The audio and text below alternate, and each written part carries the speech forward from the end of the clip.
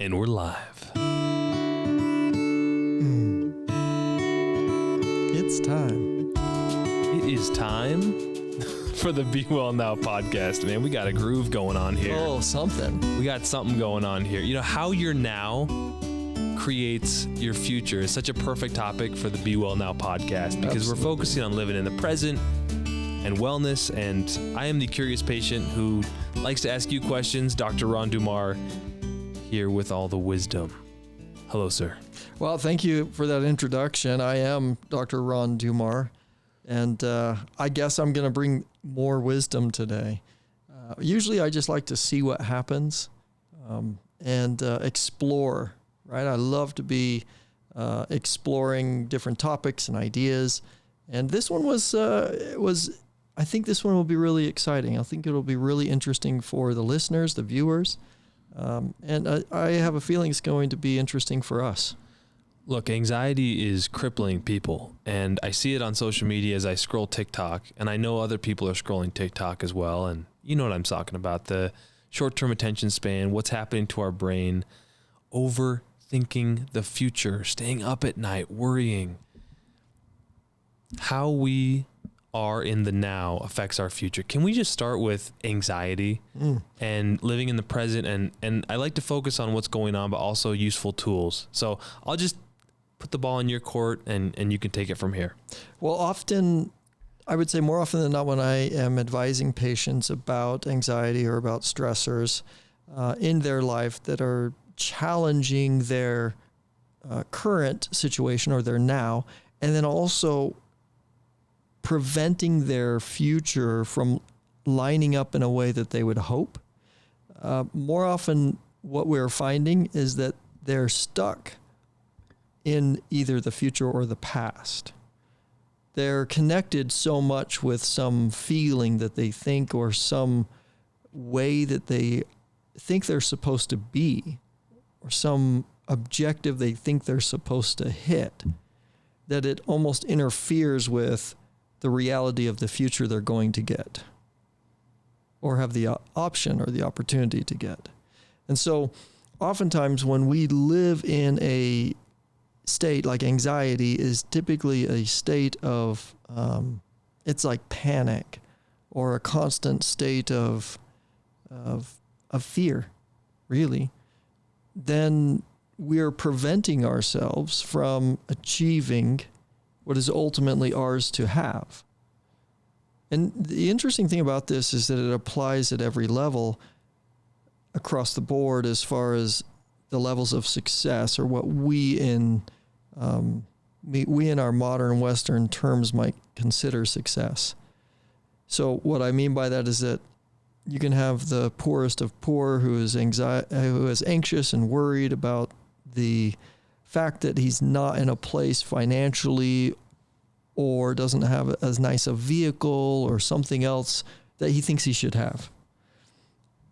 And at the exact same time, you have somebody who has virtually all the money you think that you could ever live with or even spend in your life, who is also incredibly anxious and overwhelmed and concerned about their life. Right? And how their current situation stacks up in contrast or in comparison to where they think it should be. So the question really comes down to, why is it right now that we're thinking that we should be somewhere other than we are? Ooh, that's good. Because we don't like where we are? Right. Well, people don't like where they are. That's the difficulty that they experience with it, right? And then you have to ask, what is it about where you are that you don't like? Maybe you just don't feel good. Physically. Sure. Yeah. I think physiologically I feel most of the time that dictates how I feel. Mm-hmm. Like I wake up trying to be the best me, but if I have a headache or I'm tired, it's hard to do that. Right. This is such a complicated subject. I feel like we're really broad strokes here, but yeah, if I don't like where I am right now, all this theoretical live in the now and be love and I am strength, peace, and joy, all these things. It's really hard to embody that when I just don't feel good. Right. I just want to feel good now. And you know what? Quick dopamine hits on my phone, makes me feel good. Yeah. Addiction to some certain sort of medication or drug, that makes me feel good. Mm-hmm. Of course, that just makes you want to press the easy button again over and over, and you get conditioned to do that. And when you don't have that easy button drug or screen, you get anxious. And it's a facade, right? It's a facade. It's an anxiety. It's an anxiety that we have because we're missing something we think we're not getting. We're missing something we need. So what are my needs? Yeah, what is basic human need? Well, we need usually shelter. We need to be fed, right? We all need water and some source of food. We all need to have a roof or a shelter of some sort, regardless of what that is, over our head and to protect us from the elements. But there are other needs as well. We all need connection. We all need a sense of purpose or sense of meaning. And I think, as I've discussed with patients, where a lot of us get into this boat of anxiety is where either we are not connected with a deeper sense of meaning or purpose as we go about our life. That's really, I would say, the major contributor to a lot of our patients' anxieties is, am I connected to an internal sense of purpose and meaning? And if I am, then the activities that I do and the actions that I take and the decisions that I make are then centered around those meaningful things, right? And done with that sense of purpose. But when I branch away from, or I step away from, or feel like I don't have that meaning or I don't have that purpose, that's where it can become a little bit unnerving. But that's also the point at where you can have the greatest opportunity to create more or new, something new in your life. So now, how it creates future, I feel like we're there now. Mm-hmm. Now, what link do you have there then in terms of how I'm anxious, I'm worried about the future? How does now create my future instead of just worrying about it? So let's look at this from the perspective of a tribal individual, for instance, where I grow up in a community and in a tribe, and at some certain age, I have this experience that I need to go through, and that is an experience of essentially establishing myself somewhat apart from the tribe, and it's not to banish me from the tribe, but it's for me to be alone with myself long enough to recognize the value that I contribute to the tribe and the value that I inherently bring regardless of the tribe. And we can only discover that with minor detours away from the tribe. How does that apply to modern life? What is the go up on the hill and find yourself application in our modern world? So in modern life, well, right now a lot of people are seeking, they'll say, what do I like to do? This is one way people will try to find themselves. And we hear it a lot throughout cultures of, who am I? And all you have to do is find out who you are. And, once you find out who you are and you live for who you are and you express, the person that you are, then, everything's going to work out for you and you'll be aligned in your path. Well, that's great, but I don't know who the heck I am, right? Who am I? And I don't know that that's the the greatest thing for us, but it is important.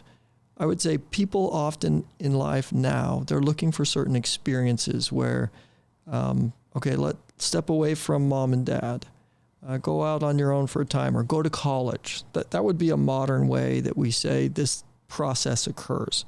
You leave home for the first time, it's going to college.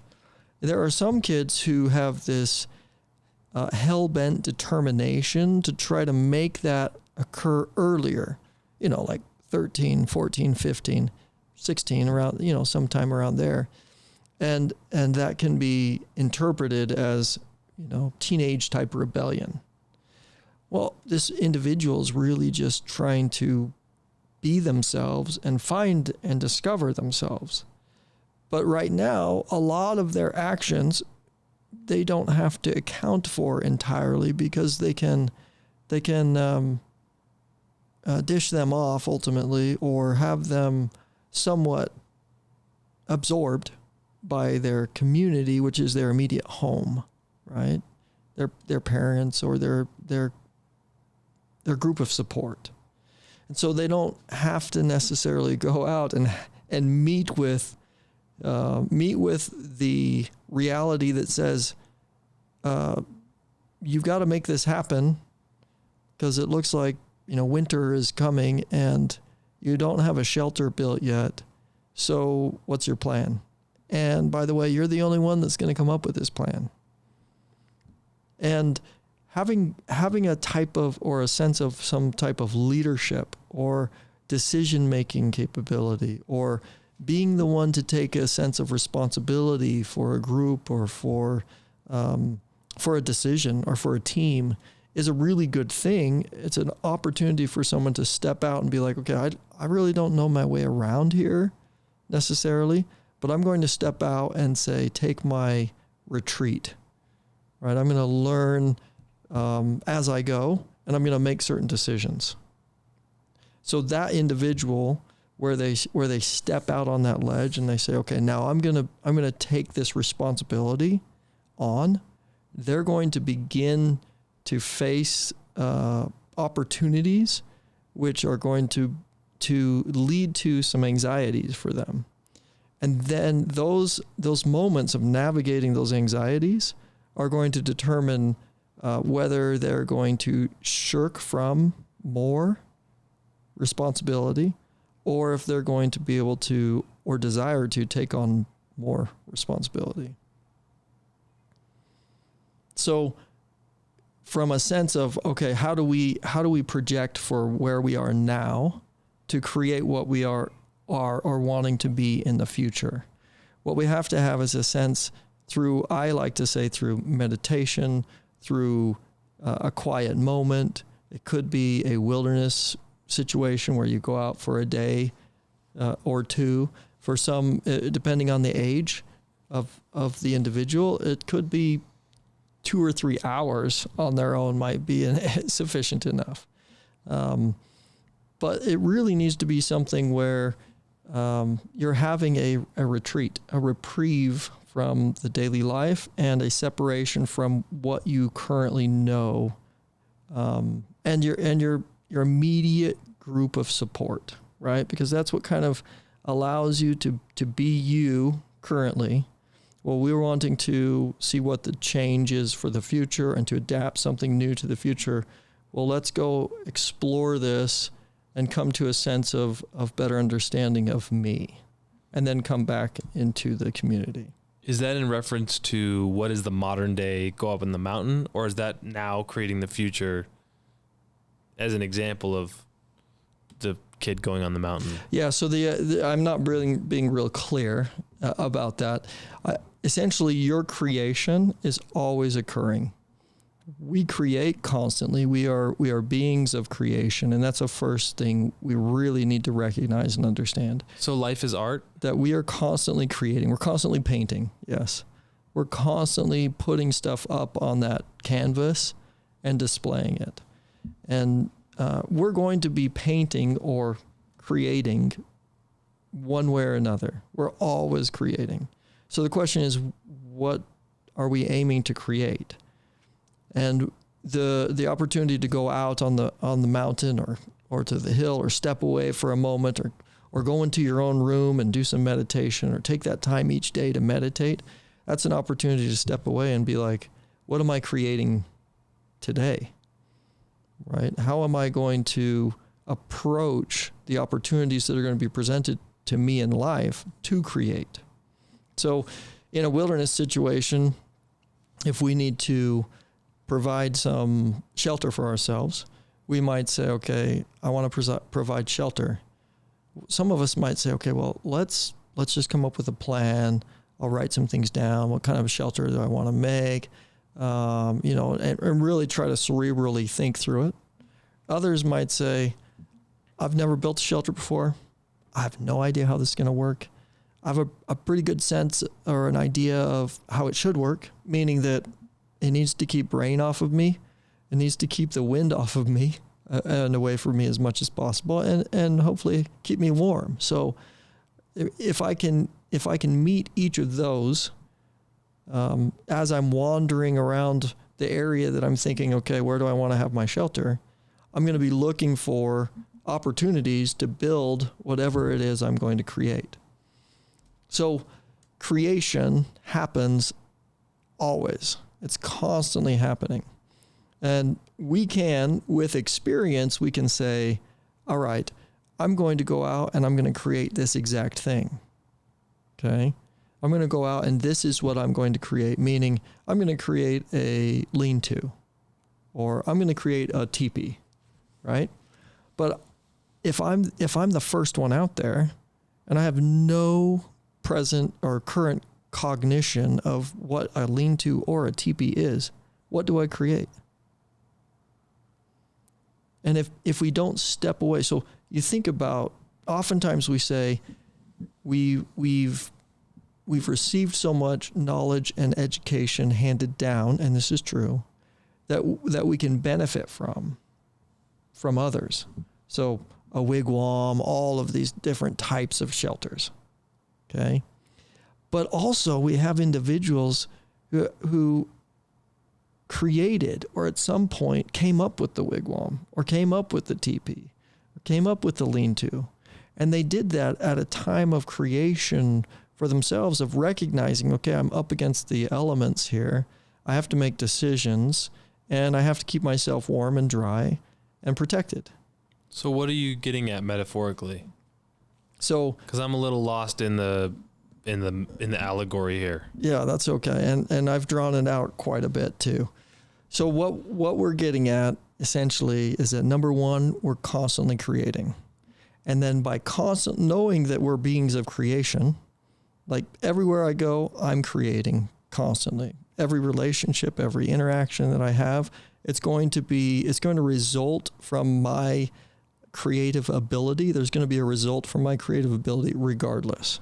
So every interaction I have is going to be a result of my intention that's within myself of creation. More often than not, we're wandering around being like, I don't even know what to create. I don't even know how to create. I'm not even sure why I should create until these things are brought to my awareness. Does that make sense? So we have to learn to adapt our creative force, is what I'm saying.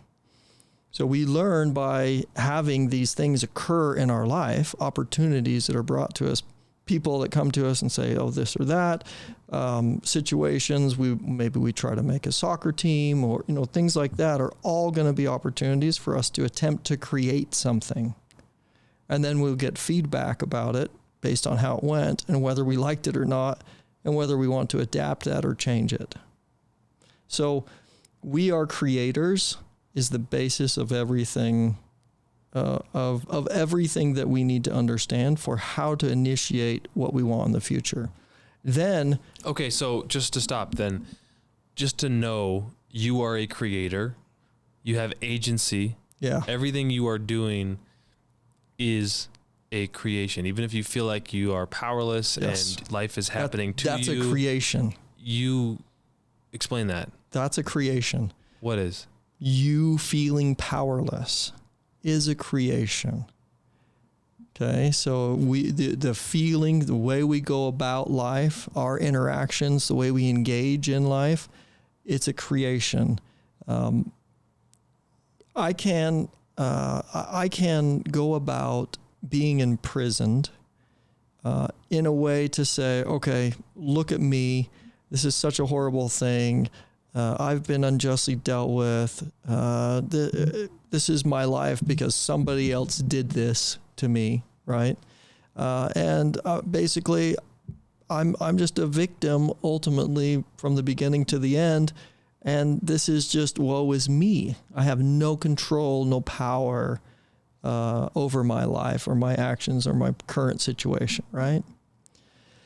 And that's a pretty destitute place to be. But we can get ourselves to those places like that place of being, that state of being, in a variety of ways. We can, I have a son that the other day I was talking to both of them, and one of them got upset at the other, and I said, you know what, just say you're sorry, and it's okay. Give him a hug. Tell him, pick him up and help him, and the one that had been hurt or offended was having a very difficult time letting it go. He's like, and screaming and crying. And so, for a minute, at first I said, okay, to the other child, just, pick him up, help him, offer, extend a hand, right? And, but the one child just seemed to want to be in that space. And I talked to him like, why are you choosing to be in this space? Like we've already had, and yes, we acknowledge it hurts. We understand that you were wronged in some way. But now you have an opportunity to say, what do I want to do now? Does it feel good to be in the space that you're in? Are you enjoying the space that you're in? Because to me, it doesn't look like it's any fun. In fact, it looks like it's a lot of hard work, and it's very exhausting. You have tears running down your eyes. It doesn't look at all like it's fun, but you're working really hard at creating it, right? And is it getting you a response from me? I don't think it's getting the response from me that maybe you want, but you sure are working at this right now. And we do those same things in our life where... Yeah, give me an adult example, because there's a lot of kids running around in adult bodies. So it's probably not very hard to do that. For sure. So I was reading an article the other day, actually, that I just come across it. I was reading through some of the handouts. I try to update handouts. You read articles all the time. I like reading articles. You send me stuff, and I'm like, this is so boring. I'm just going to let you explain it to me, man. Yeah, that's fine. But that's why we talk to you, because you're the expert. So you dig through the data. Yeah, well, I just like the bullet points. There's a lot of great experts out there. I like to be to hear what they say, and I like to be able to give my opinion on the things that I think as well. And I think that we've determined that the things we have to say are valuable. Right? Exactly. Sorry, I interrupted you. Things we have to share are valuable. Yeah, exactly. Okay.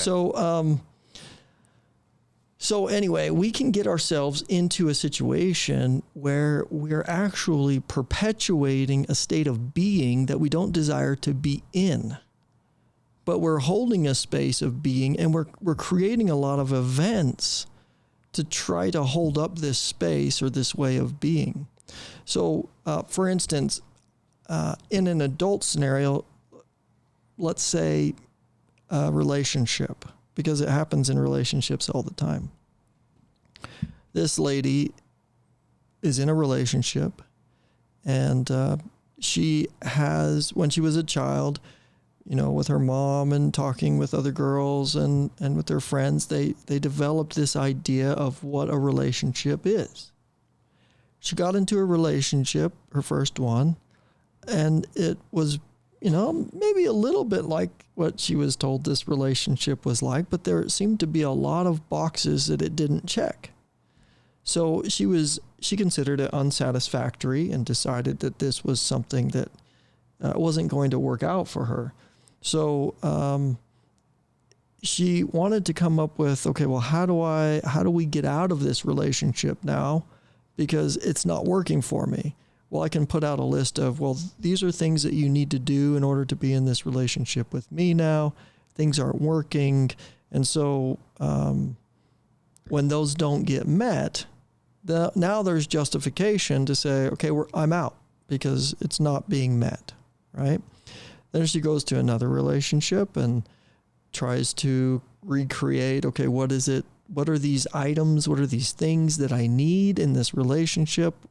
And if she might think, oh, well, this relationship is meeting X, Y, and Z, but it's not meeting A, B, and C, right? And eventually you come to a realization, because life is teaching you, that there isn't any relationship that checks all of those boxes until you can recognize that you want to be with someone and you choose to be with that person, and you recognize that we have to negotiate or create something that doesn't exist and has never existed before. You can't create something that has never existed before if you use the same ideology that has been used in the past. And the same ideology that has been used in the past is really all what we grow up with. This idea of, oh, it has to be this, it has to be that, it has to be, it has to be an ideal setting for my wedding. It has to be a really big wedding. I have to have lots of people there.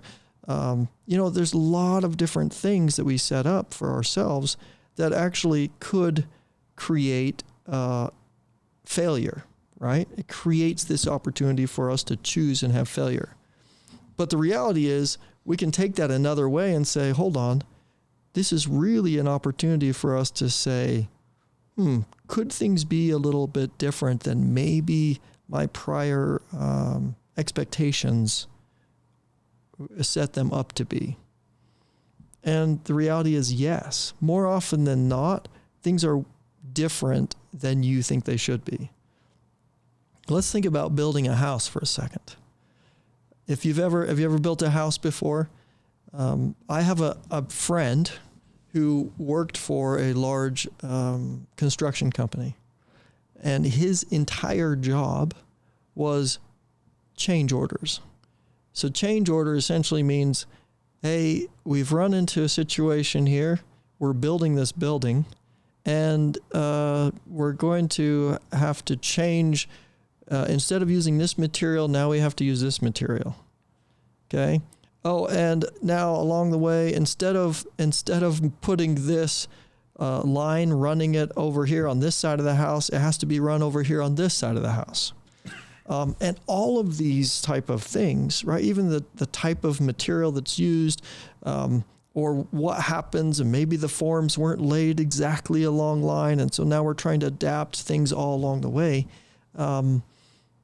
And you look at that and you go, oh my gosh, things even in construction, all along the way, we're making these changes and these adaptations. Well, how do we do that as a crew? If we said, no, it has to fit our plan, it has to fit our perfect plan.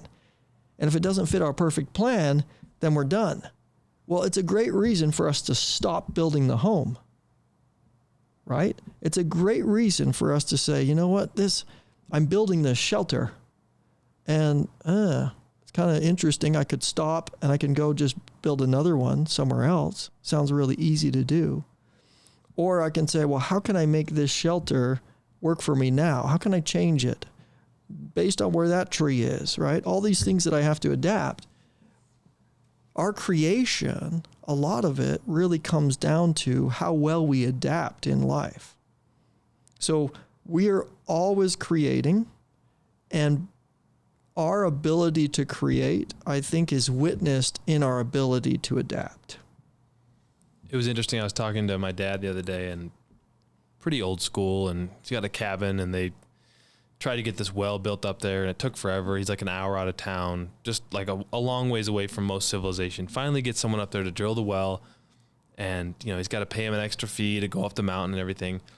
And turns out, they just don't have much water, pressure. So he drills down, and this is like years in the making to get this guy to come out. They just had no water up there. They have to go to the spring and bring it back in buckets, right? And they just don't have a lot of water pressure. And it was a real letdown for him. And I said to him, I'm like, well, this didn't go over well. Not in a way that upset him, but he's like, well, the Buddha says that attachment is the source of suffering. There you go. And when you get attached to the outcome, Yep. honestly, you're going to suffer because it's not always going to be the way you want it to be. And then when you get attached to good things, those are temporal and those won't last forever. So there's suffering there too. So, it's all kind of suffering. And, you got really attached to the outcome. He just looked at me like, It's like, what are you talking what are you about? talking about? But it's so true. And it's this But he spent a lot of outcome. money on it and he expected an outcome. And I could empathize why he was frustrated. Yeah, and he had a dream of a way that it was going to be, right? And the things he was going to enjoy there. And a lot of that depended on appropriate water, right? Or water pressure and water sources.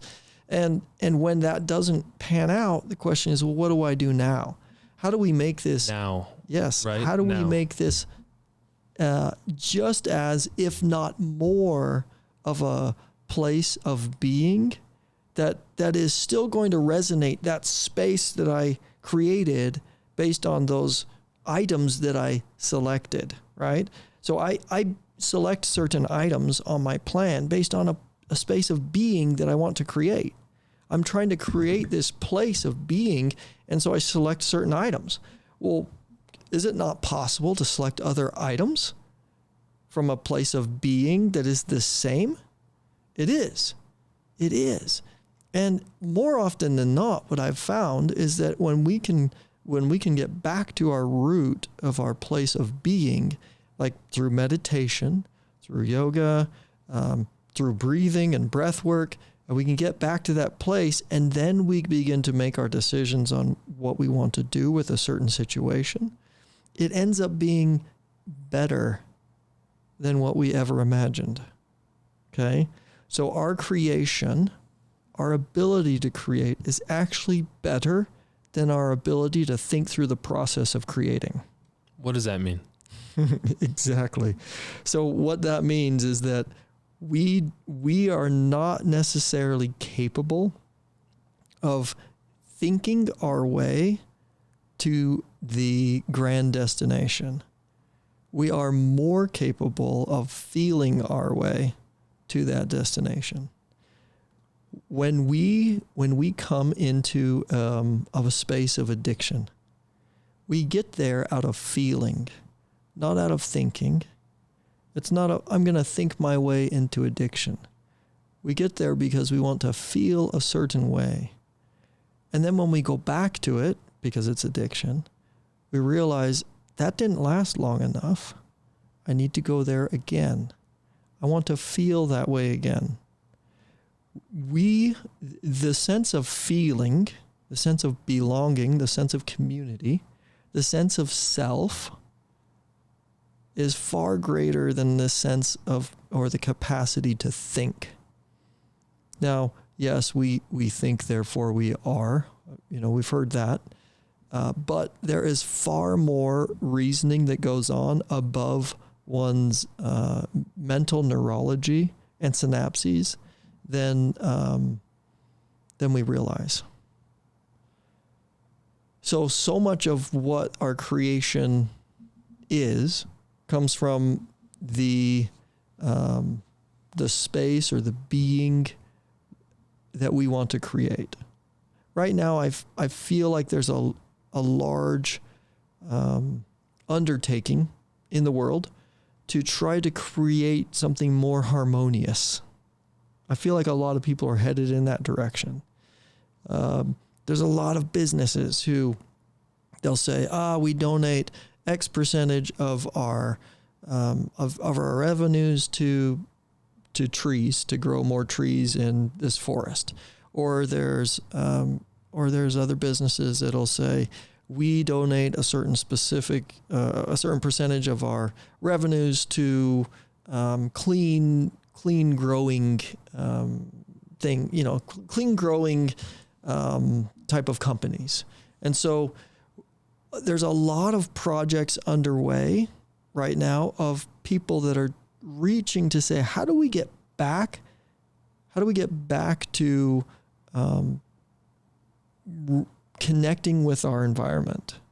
How do we get back to being more in one with our environment in a place of being without sacrificing so much of what people would say, well, it's our convenience, our modern convenience, right? Is it possible for us to have some of the modern convenience and still have the space of being that we want to create? So right now, as a community at large, we're attempting to create this new space of being. And we're holding this space that we say, okay, we hope together we understand. This is collective creation, right? Together, we want this sense of purpose, sense of meaning.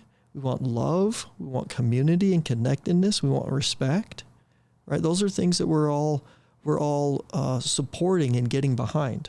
And the companies that say, okay, we're supporting these type of missions and these type of movements are the companies that people are putting their money behind as well. Okay? So we're creating through all of those things, through all of those avenues. We say, oh my gosh, I really connect with this business because they're saying they don't use any, petrochemicals in their processes. And I'd like to get away from petrochemicals. Great, there's your creation. You put dollars towards that.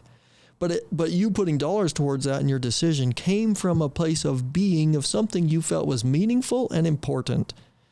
And you were willing to stand by the decision that you made, therefore taking responsibility, which is what we talked about at the beginning, right? So I'm taking responsibility and ownership. I'm making a decision and placing dollars into or some sort of money into a company that I think is making reasonable and wise decisions. So I think that is a big piece of how we as a community are going to create moving forward. I read that some quote Emily Dickinson says, forever is comprised of infinite nows. Mm-hmm. I just butchered that. But I thought that was so interesting that it's always now. What do you think we can do today to feel better now to affect our future? Because it's easy to talk about this stuff. People are hurting. They're just so stuck in their rabbit wheel of suffering. And how do you get them there? Like my dad, who would never even it was like I just talked to a wall, some people just don't respond to the language that you're using. Yeah. It feels very ethereal and kind of out there. You know what I mean? And it is. Yeah. But life is so much more than what this is, and so it is that profound. And sometimes I think of some of the more out there people that I follow on social media, and I'm like, oh, you're so disconnected from the real world. And I think it's important to be in both worlds, to be human in this incarnation and in this body or whatever, and to be spiritual. But when they talk about certain things, I think I'm socialized to think, oh, you're weird or you're other than. And then I'm like, but this existence is so profound, and it is so much more than our day-to-day life really acknowledges. So it's all there. It all makes sense. But these words do it justice, that it's, I don't know, this magnificent existence we live in this crazy global galaxy. You just see images of people from all over the world and you're like, wow, I'm a member of this human race. There's so many people. I watch the World Cup and I think there's so many different people out there with so many different lives, and we are all connected, right? We talk about that, but so many people are suffering, and I'm just wondering how we connect to them. I mean, I'm no better than anyone. I'm suffering too, but I try to practice a lot of this stuff every day, and sometimes it makes me feel better, which is nice. I'm lucky to have those tools. Yeah.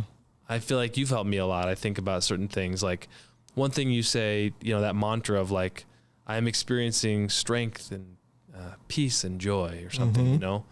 And it's like, okay, that's the intention I'm setting for the place that I want to be, and what I want to emanate. Wow, I just went on a ramble. That was good. Yeah. No, I was listening, and I think that what you said was very, very poignant. And when you think about, okay, you mentioned suffering, you wanted me to address suffering with people. What do they do now to feel better? Right? I'm always asking you that. Give me something now. Give me something now. What can we do now? And you mentioned it honestly before we even got on air here, and that is get outside and go for a walk, right? Connect with nature. The thing that's cool about our physicality, we talked about breath work last time, and it's so important for me that people recognize their connection with their environment. Every day we breathe in and we breathe out. We do this constantly. If we stop doing it, we're toast, right? But we are connected, intimately connected with the air around us. We're so connected with the air around us. And the oxygen that comes and is emitted by the trees. And the trees require our carbon dioxide. They require us to breathe out to support them. So if I go out and I walk around and among trees or plants, or I care for plants, or I garden, or I do these different things, that's going to help me because I'm literally resonating and connecting with something that connects with me, literally, and supports me, literally. Well, I hear that the whole thing about plants in your house increasing oxygen is bogus because you'd need about 10,000 of them to give you the oxygen. But is there still, I have 7 plants. Mm-hmm. So are you telling me there's still a benefit there? Absolutely. There's still a benefit. How? Well, and energetically, plants are essentially like a member of the family. Okay. If you connect and talk with a variety of different people, plants will resonate with different energies. For instance, the sun emits an energy. Right? It emits a wavelength. It emits a frequency. We have photons. Photons penetrate through the leaves of these plants or through the branches, and that's what gives this plant life. Okay? It's literally receiving light. And then it turns that light through a process of we call photosynthesis into the analog. The analog for hemoglobin in the body essentially is what the plant is turning it into. So it utilizes photosynthesis, and then it emits oxygen. So we breathe in oxygen. Now, I could ask you this as well. Yeah, you may need a lot of plants in order to produce the amount of oxygen that you need to survive or to live. But if you have 0 plants versus having 10 plants, is there a difference there? And the answer is, well, yeah, obviously, right? You're going to have more oxygen creation in your house if you have 1 plant than if you have 0 plants. Okay, but at what level? Because the YouTuber I watch with a couple million subscribers says it's a total myth. Well, okay. I understand you might say it's a myth, and okay, but the reality is plants give off oxygen. That's it.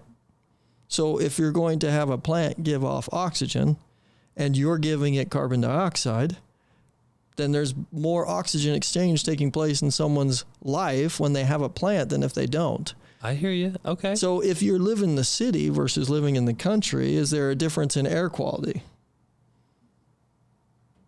That might be another way to ask the question. So you're looking at the confines of a home, but let's look at the confines of a environment. Is the air quality better in a city or is it better in the country? Are you asking me seriously? Well, I'm asking it rhetorically because people know the answer to that question. Right. And everyone knows that when you get up into the mountains, the air is clearer, it's easier to breathe. A lot of people move up here to Heber even from the valleys down there. Because of the air quality. Now, some of that does have to do with factory and pollution and everything as well, but also there's a whole lot more plant life up here. I buy it. I think it's great, and I'm going to go home. We and talk got to my way plants. off of. I would like to ask you a direct question. Yes. As succinctly as possible, what is the power of a walk? Yeah. So the power of a walk, you stand up, you're moving, even if you do a slow walk. Let's talk about Tai Chi for a second, which I love. A slow walk like Tai Chi is just as effective, can be just as effective as a fast walk. Even though it seems like we're getting a whole lot more done when we're swinging our arms around and moving our hips and really working hard. And this is the notion that a lot of people think, I just have to be busy doing something. And this takes us a little bit back to anxiety. People frequently feel like if they're not doing something, they're not productive, therefore they're not contributing. Therefore, they've always got to be thinking of something to do. Keep their mind racing. What should I do? I got to go over do that. I got to go over there and do that. And I have to be a productive member of society.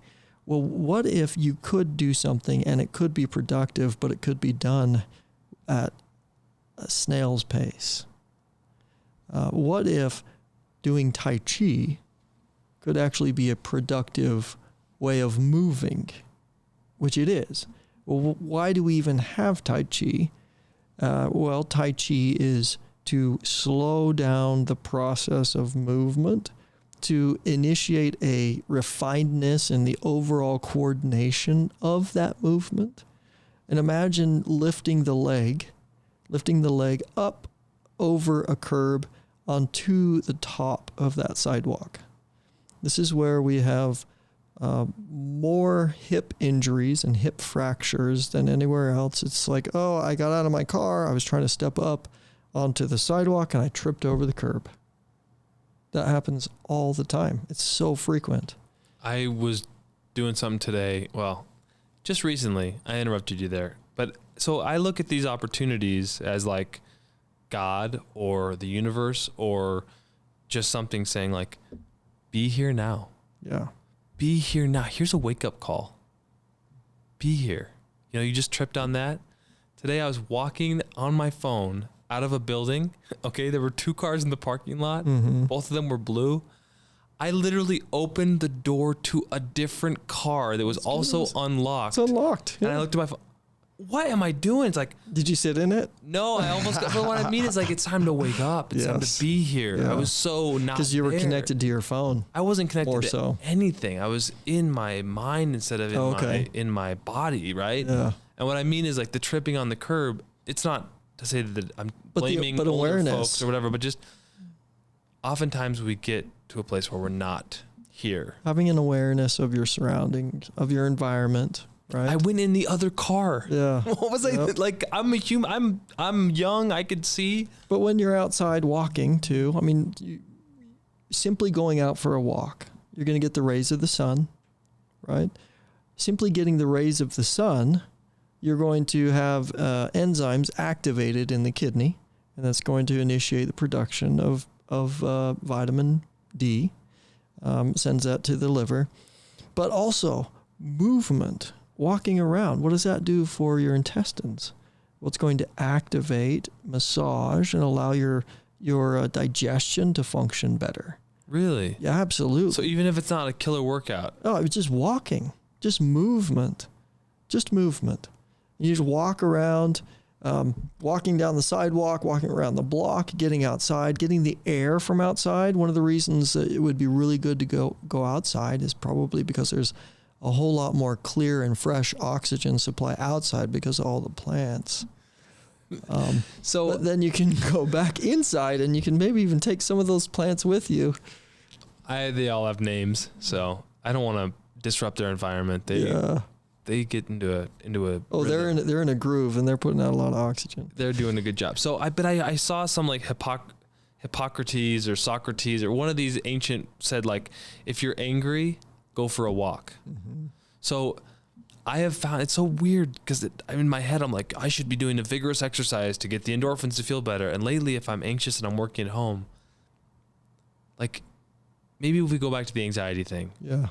You know, someone who's not into all this stuff, but they just are looking for something that'll help them now. I'm feeling anxious.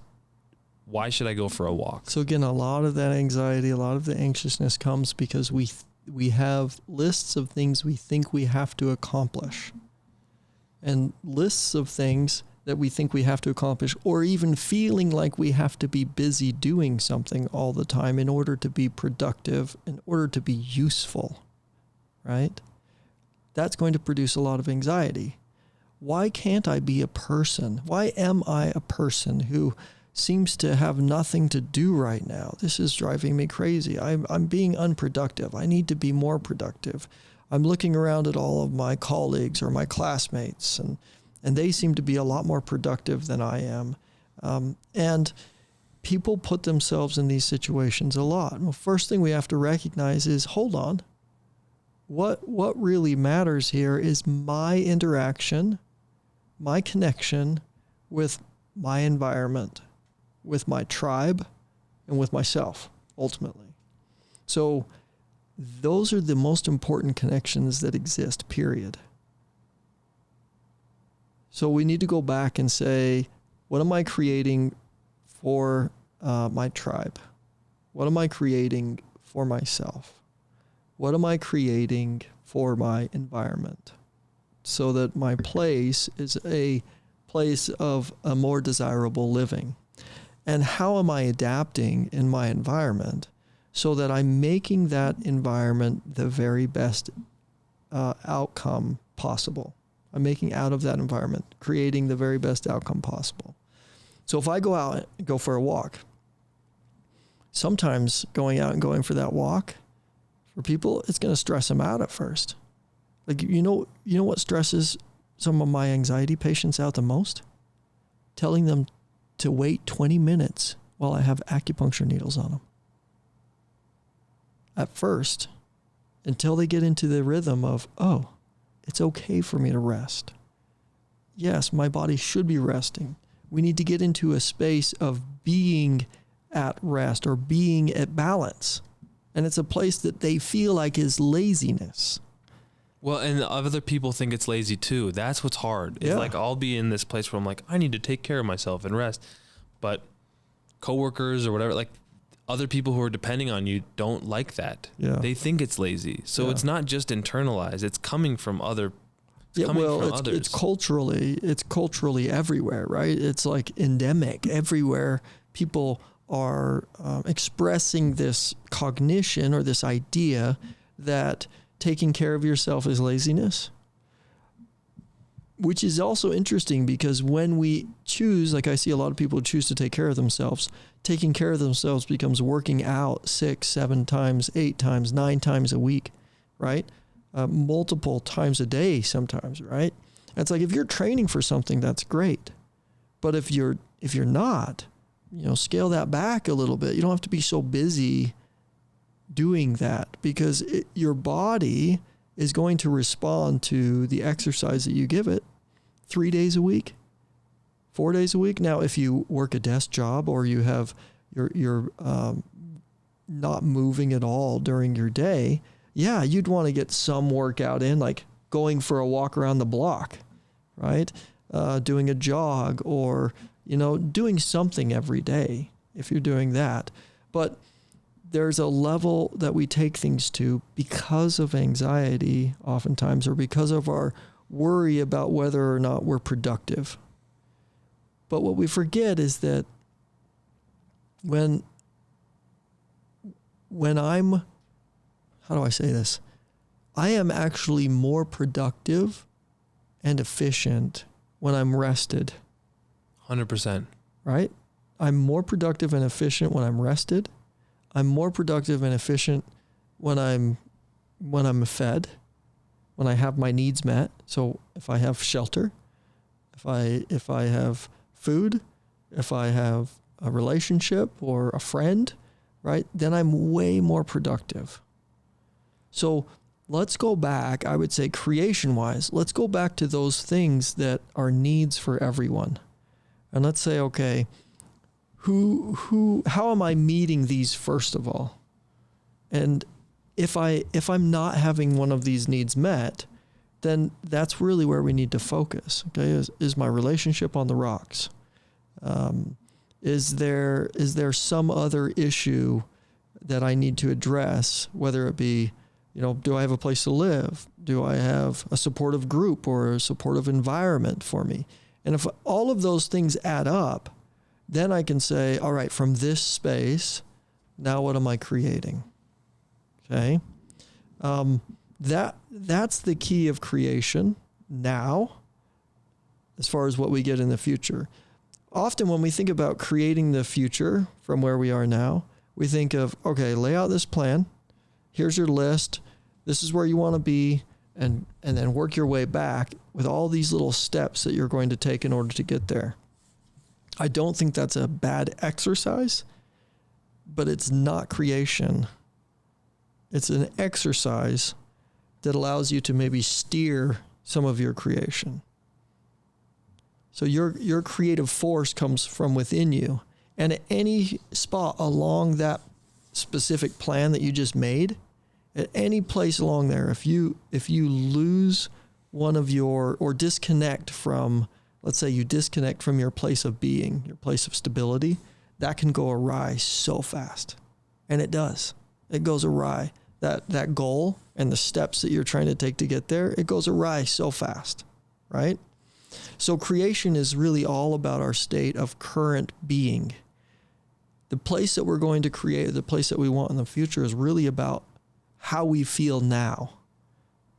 And how we feel now is going to perpetuate that resonance forward into eternity. Like projections, you can imagine these projections of light that shoot forward.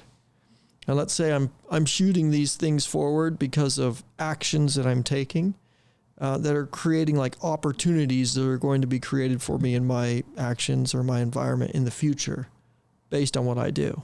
You know, like obviously we've used the wilderness man a lot in this episode. So if I happen to take some seeds and I'm throwing them around, well, I'm creating some opportunities potentially for the future, right? So everything that we do energetically, the space of being, the way I talk to my kids, right? The interactions that I have with my wife, it's all laying down the path, essentially, like that same creation where you say, this is what I want, and I'm going to go back with every little step that it takes to get there. The only thing it takes to ruin that is for you to take your energy or your state of being and turn it to the left slightly. Which means what? Which means that you get out of your place of maximum support, maximum stability, right? And if you get out of that place, then you're going to shift away from that goal.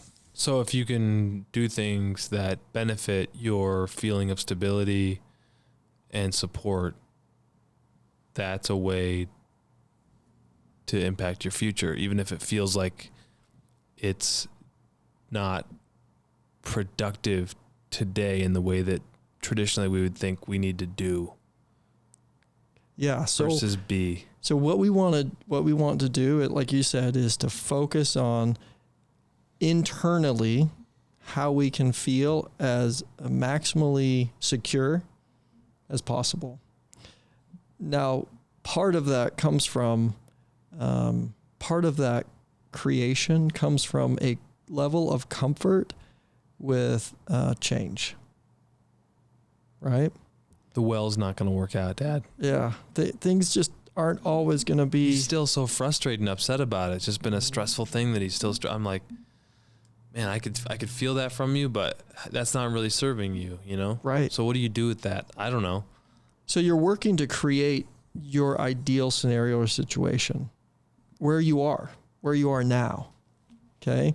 And the question is not, how do I create my ideal scenario 10 years in the future or 5 years in the future? It's like, how do I create that now? How do I enjoy the people that I'm with?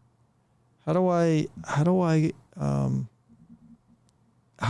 create a scenario for my patients as a physician that I'm going to listen to them? If I'm focused about the visit that my patient's going to have in my office in 3 months, if that's my greater focus, am I going to hear what they're presenting to me today? Right? And am I going to be able to take appropriate action on it? It's very unlikely. If I'm more focused on whether or not I'm going to get that patient back, or am I going to keep this patient? Are they going to be a regular? Right? And if I'm focused more so on something that's not there right now in that patient visit and that interaction that I'm having, then it's not serving the future of that patient, nor is it serving the future of me and my practice. That doesn't mean that you might not that doesn't mean that you won't get certain results if you're following a specific plan that says, okay, on this day, sign them up for this and sign them up for that and get them to come and make sure they're committed, right?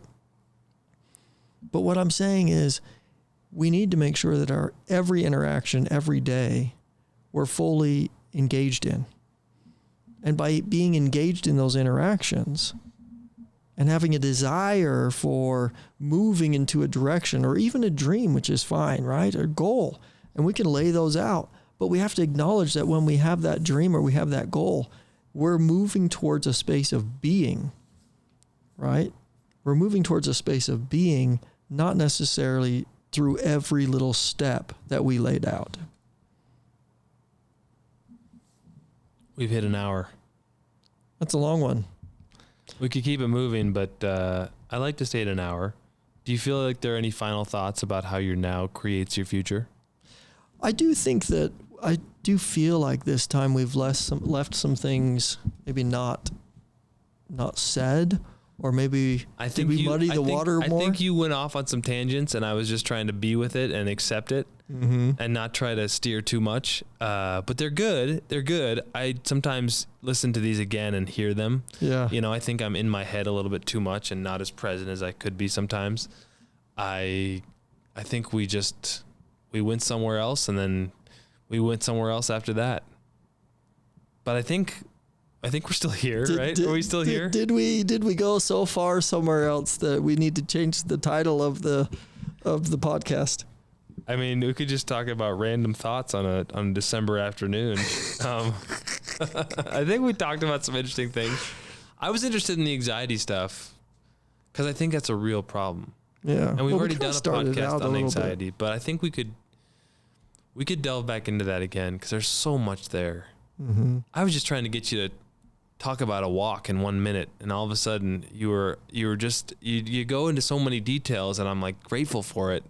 But I was just hoping you could explain the power of a walk. But then you talk about the anxiety, and I felt that too. Yeah. Like I start walking, and I'm like, I shouldn't be doing this. I should be working. I should be doing something else, you know?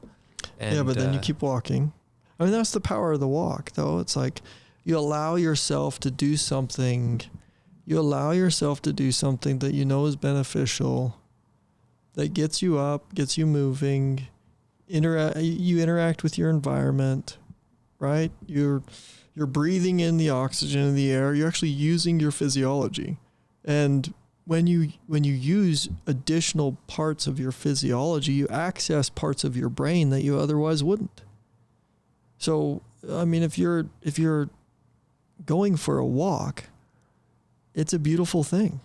And it will make you more alert. It will help you to be more awake, right?